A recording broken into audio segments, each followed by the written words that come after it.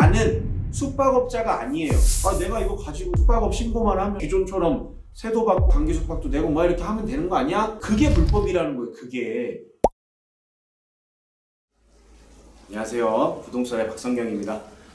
많은 분들이 댓글로 이 생활숙박시설에 대해서 그래도 한 번 더 정리를 해달라 이런 글들이 많고, 특히 이메일로 저한테 이제 접수 오신 게 많습니다. 그래서 한 번만 더 생활숙박시설에 대해서 정리를 좀 한번 하려고 합니다. 특히 이제 10월 14일부터 강제이행금이 이제 부과가 된다고 하니까 지금 많은 분들이 용도 변경, 두 번째는 용도 변경을 안 했을 때는 그러면 위탁사 문제, 이 두 가지를 가지고 이제 막 질문들이 이제 쏟아지고 있어요. 자, 그럼 정리를 한번 해보겠습니다. 많은 분들이 요즘에 얘기하고 있는 게, 그러면 내가 생활숙박시설을 산 게 지금 속아서 산 거냐, 뭐 잘못 산 거냐, 사기 분양을 받은 것이냐, 이런 얘기들이 있는데 그렇지가 않습니다. 제가 그때도 솔직하게 그냥 말씀을 드렸지만 이거를 사실은 이제 말아하신 거죠. 네. 왜냐면 정확한 설명이 이루어지지가 않았었어요. 그 당시에는. 왜냐면 거주도 할 수 있고 여러분들이 임대도 할 수 있고 여러 가지를 다 할 수 있다라고 복합적인 것들을 설명만 해줬지, 그 밑에 부가적으로 이렇다라는 그 세부 항목들에 대해서는, 왜냐면 그걸 만든 국토부에서도 몰랐고, 제가 그 상품이 나오자마자 6개월 이내에 국토부에도 질의를 했었다고 말씀을 드렸었고, 지자체별로 세무서별로도 제가 질의를 물어봤습니다. 근데 아는 곳이 단 한 군데도 없었어요. 그리고 국토부 말이 달랐고 지자체 말이 달랐기 때문에 이거는 어디서 이 응답을 들어야 될지 자체가 없었기 때문에 너무 기준도 모호했습니다. 근데 이제 와서는 너무나 아파트 마냥 지금 막 이렇게 분양을 받아버리니까 나라에서는 그냥, 진짜 답은 이거죠. 분명히 생활 숙박시설이라고 했는데 숙박으로 이용을 안 하고 왜 아파트로 하죠? 어느 국토부 장관께서 그렇게 얘기를 하셨겠죠. 그분이 이제 그 말이 떨어진 뒤로 갑자기 지금 이게 일이 이렇게 커진 거예요. 그렇게 이제 법이 바뀌겠다고 하고 지금 2년이라는 세월을 줬어요. 변경을 해라. 근데 이 오피스텔로 변경하는 게 제가 전 방송에서 말씀드렸다시피 쉬운 겁니까? 안 되죠. 잘 안 됩니다. 왜냐면 설계 변경을 다시 해야 되는데, 이 설계 변경을 다시 하고 그 다음에 다시 승인을 받아서 떨어진다는 것 자체가, 처음에 분양하는 물건이야 잠깐 수독을 시켜서 어떻게든 뭐 법안을 마련하고 뭘 해서 하겠다라고 하겠지만, 그게 아닌 이상은 이게 굉장히 어려운 일입니다. 특히나 입주가 된 상태의 물건들은. 왜냐면 말씀드렸잖아요. 로비도 있어야 되고 주차 대수도 늘려야 되죠. 전기 가스도 새로 그 시설을 마련해야 되죠. 이게 좀 까다로운 문제가 아니기 때문에 웬만해서는 지자체에서 허락을 안 해줘요. 그래서 지금 얼마 안 남았기 때문에 일부 지자체에서는 그냥 임시로 허락을 해주겠다. 그래서 지금 막 서둘러가지고 오피스텔로 바꾸시는 분들이 꽤 많이 있다고 들었습니다. 자, 근데 정확하게 짚고 넘어가셔야 돼요. 그냥 이렇게 막 서둘러서 바꾸신다고 되는 문제가 아니고, 자, 첫 번째, 내가 생활숙박시설을 왜 샀는지 한번 생각을 해보세요. 자, 생활숙박시설은 분명히 여러분들이 사실 때 가장 혹했던 정보가 어떤 거였는지 기억나세요? 분명히 세금이었을 거예요. 세금. 자, 주택이 관련된 세금들을 내가 조금 덜 내고 싶고, 같은 임대사업자의 조건을 가지고도 조금 덜 내고 싶기 때문에 난 이렇게 하고 싶다. 그리고 두 번째는 거주 목적으로 거주도 할 수 있는데 세금을 덜 낼 수가 있다면 나는 그게 좀 괜찮을 것 같은데 라고 분명히 매력을 느끼셨기 때문에 샀을 거란 말이에요. 자, 근데 지금에서야 오피스텔로 전환하면 그게 문제가 없을 것이다. 자, 오피스텔이 원래 뭡니까? 오피스죠. 사무실 개념이었는데 사무실에서 숙식도 하고 먹고 자고 야근도 하고 뭘 해야 되기 때문에 텔 기준의 주거를 같이 복합적으로 줬기 때문에 주거용 오피스텔이 생겨난 거예요. 자, 그러면 주거용 오피스텔로 원래 받으셨던 분들은 내가 그냥 주거 목적으로 받은 거니까 세금도 난 낼 거고, 난 전입신고 세입자들한테 해가지고 이렇게 똑같이 전세도 그냥 들어오게 할 거지만 나는 낼 거 다 내고 1주택으로 간주 받아가지고 내가 원래 아파트 팔 때 이것 때문에 양도세도 난 좀 더 낼 거고 할 겁니다 라고 해서 받으신 분들이 있을 거 아닙니까? 기존에. 그런 분들을 제외하고 지금 주거용 오피스텔로 가신다?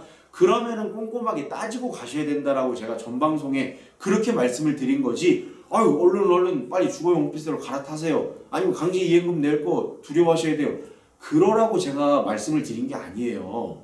그러니까 세금을 확실하게 이렇게 낼 자신이 있고, 그렇게라도 나는 용도 변경을 해서 사용을 하겠다 하시면 그렇게 하시는 거고, 그게 아니다 하시면 위탁관리사라고 하는 위탁관리를 맡겨서 그 관리사가 운영을 해주는 대로 운영을 하시든지, 아니면 원래 받으려고 했던 목적이 뭐였습니까? 세컨하우스죠. 세컨하우스는 원래 우리가 별장을 받으면 정원관리사라든지 어떤 관리를 해주는 관리인이 있을 거 아닙니까?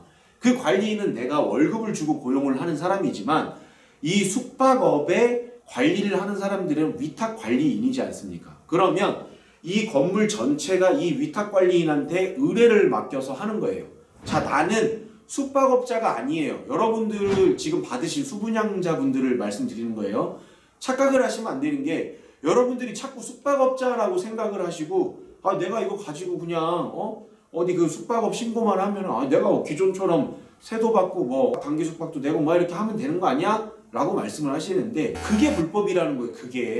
그게 불법이고 위탁관리업체 정식적으로 등록이 된 그리고 노하우를 가지고 있는 그런 업체에 맡기셔가지고 세금 혜택도 누리시면서 왜? 위탁관리업체에 맡겼기 때문에 여러분들은 그게 주택수에 포함이 안 돼요. 자, 위탁관리 그 업체에다가 여러분들이 맡기시고 세컨하우스로 쓰시는 거는 불법이 아닙니다, 여러분. 자, 왜냐면 그거는 너 이거 주택 용도로 지금 와가지고 거주를 하고 있어? 거주가 아니에요. 이거는 투숙이에요, 투숙. 장기 투숙이에요, 장기 투숙. 왜? 호텔이잖아요. 그런 것들을 갖춘 장기 투숙을 위한 생활 숙박시설이기 때문에 장기 투숙으로 보는 거지 거주로 보지 않는다라는 거예요. 근데 자꾸 여러분들이 개인적으로 영업을 하시려고 하니까 그게 자꾸 불법 거주 및 불법 영업이 되시는 거예요. 그러니까 강제 이해금부터 시작을 해가지고 강제 이제 나중에는 압류까지 들어올 수 있는 상황이 벌어지는 겁니다. 그러니까 이걸 자꾸 혼동을 하시면 안 돼요. 그냥 정말 세금을 내고 나 3주택, 4주택 돼도 상관없고 내가 이 생활 숙박시설이 갑자기 주거용 오피스텔로 둔갑이 돼서 내가 가지고 있던 아파트 팔 때 양도세며 뭐며 분명히 이 오피스텔로 인해서 취득세 문제도 발생이 되고 왜냐면 이게 오피스텔로 이제 변했잖아요. 그럼 여러분들 이제 취득하실 때 취득세 문제가 발생이 돼요. 2주택, 3주택 이것 때문에 2주택자의 취득세를 내셔야 되고 3주택자의 취득세를 내셔야 되고 자 반대로 파실 때는 이것 때문에 양도세를 중과를 내셔야 되고 여러 가지를 하셔야 돼요. 근데 왜 굳이 그런 선택을 왜 하시냐라고 제가 얘기를 하면 안 되겠죠. 그죠? 하지만 분명하게 공부를 하고 반드시 결정을 하셔야 된다 이거예요. 4개월 남았네요. 4개월 동안 이제 여러분들이 결정의 기로에 지금 서 있지 않습니까? 어떤 지자체들은 10월이면은 그때까지는 승인이 안 되니까 지금 한 8월 안에 빨리 해버려 라고 하는 지자체들도 있다고 하더라고요. 그럼 여러분들 선택을 하셔야 되는데 정확하게 그리고 현명하게 선택을 하셔야 돼요. 내가 숙박시설을 왜 샀을까? 세금 때문에 샀다라고 하면은 위탁관리업체에 맡기는 게 맞습니다. 위탁관리업체에 맡기고 장기투숙을 신청해서 내가 세컨하우스로 쓰면 전입신고도 할 수 있어요, 여러분들. 전입신고한다고 불법이 되는 게 아닙니다. 위탁관리사에 얘기를 해서 장기투숙으로 전입신고를 하는 건 불법이 아니란 말이에요. 아니 그러면은 롯데 시그니엘 같은 경우에는 40억씩 하는데 거기에 있는 사람들은 다 지금 뭐 불법으로 거주합니까? 아니라니까요. 거기는 이미 지어질 때부터 위탁 운영사가 들어와 있었습니다. 아파트형처럼 별내신도시 그리고 우리 여기 김포공항 옆에 마곡신도시 이런 아파트형들도 있지만 롯데월드 옆에 있는 주상복합형이라든지 여의도에 몰려있는 주상복합형들은 다 대부분 다 위탁관리사가 미리 들어와 있어요. 제가 첫 방송 때 말씀드렸잖아요. 위탁관리사를 같이 동시에 계약할 수 있는 조건이 되는지를 보고 선택을 하셔라. 그런 거는 읽어보지 않고 잘 안 들으시고 앞부분만 자꾸 들으시니까 다른 얘기들을 많이 하시는 거예요. 그리고 혼동되시고 뉴스에서 하는 얘기를 너무 100% 신뢰하지 마세요, 여러분들. 정부에서 압박하는 그 주 안점만 가지고 여러분들을 자꾸 겁만 주는 겁니다. 물론 말도 들어야 되는 것들도 있지만 그런 거에 속지 마시고 조금만 더 디테일하게 들여다보시면 분명히 이 물건을 왜 샀고 이 물건이 분명히 뭐를 위해서 사용을 하라고 목적이 있을 텐데 그 목적대로 불법만 저지르지 않고 사용하면 충분히 다 가능할 수 있다 이 말이에요. 자 대신 양보를 하셔야죠. 내가 100만 원 낼 세금을 위탁관리사를 통해서 예를 들어 한 뭐 30만 원 내고 나머지 70만 원의 혜택을 받다라고 하면은 70만 원의 혜택을 누릴 수 있으니까 이것 또한 내가 감수를 해야 되는 부분이구나 라고 생각을 하셔야 되는데 10원 한 푼 양보를 안 하려고 하니까 이제 그게 자꾸 문제가 되는 겁니다. 아니 위탁사에 내 돈 주기도 싫어. 아 난 세금도 내기 싫어. 그럼 어떡하라는 겁니까 도대체. 그러면 이제 불법을 하셔야죠. 그러면 말 그대로. 아 불법 하실 거면 왜 이런 수익 작은 불법 하십니까? 더 수익 큰 불법을 하셔야죠. 안 그렇습니까? 그러니까 있는 위치에서 가지고 있는 이 물건을 가지고 재테크를 하셔야 되니까 이 있는 거 자체에서 해결하실 수 있는 방법을 찾으시는 게 제일 현명합니다. 위탁관리사에 맡겨가지고 하시는 게 구조 변경을 하지 않고 가지고 갈 수 있는 제일 좋은 방법입니다. 맞아, 이 질문도 있었어요. 아니 오피스텔로 변경을 해야 나중에 팔기가 쉽지 않습니까? 막 이렇게 얘기하시는 분이 있는데 이거를 한 번만 더 생각을 해보시면 너무 쉬운 문제거든요. 자 생각해보세요.